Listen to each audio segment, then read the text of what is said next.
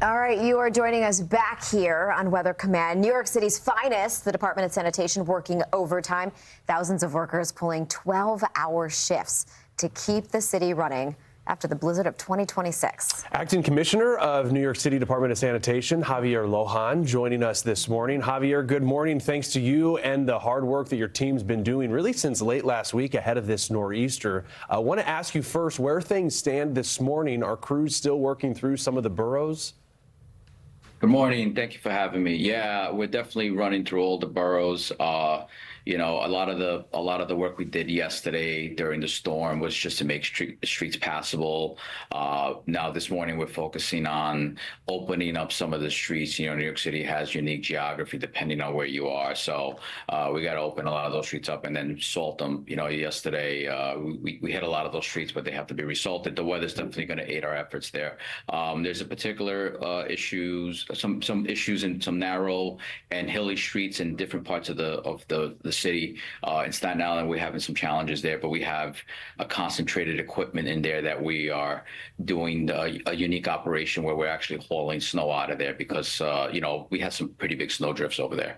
Yeah, I mean, New York City, a city of millions. It's also a city that has 5 boroughs. And you pointed out Staten Island has its challenges typically in a snowstorm. But wondering, when it comes to getting the crews out there, is there an order? Is there a priority order when it comes to plowing certain streets? And then how does that get decided? Yeah, so that's a great question. Historically, we used to have tiered priorities routes. So it used to be primary, secondary, tertiary.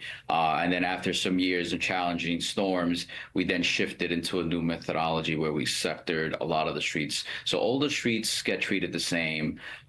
We have a massive, operation, 2,200 plows, 6,400 linear miles of roadway.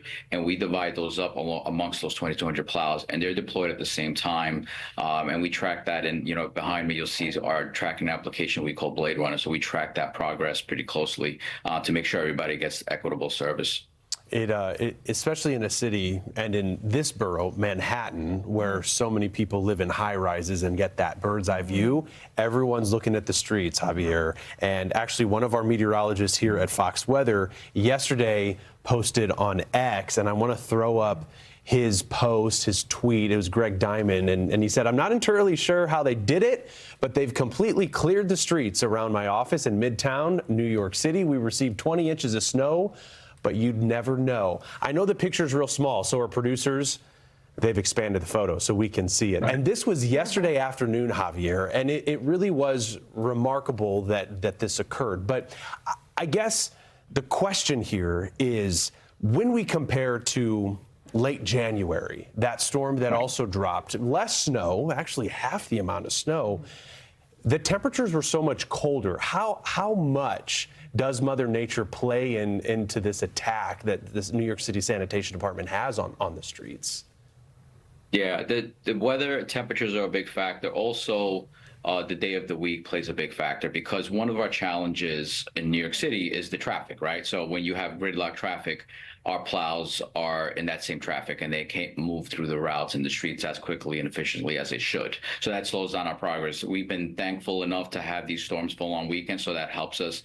And as you mentioned, the temperatures. When we had that January storm, the salt effectiveness was very minimal because, as you know, rock salt decreases its effectiveness below 20 degrees. And that storm we fought was 12 degrees on average. So this storm was a little bit different. It was a little bit milder, so to speak. It was hovering around 32 degrees. So the salt was very effective. So that was the difference between the two storms.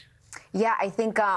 no doubt, though, a hat tip to your team. Yeah, and it works. And the best result is when you're working in conjunction with when Mother Nature gives you a little bit of help. Also want to point out, going into this, we did have quite a bit of melt out ahead of it. And I also know, though, in terms of the crews, you guys were out there with snow removal, a pretty unique system where you have these big snow melters. Are those being utilized yet again to shuffle out some of the bigger piles?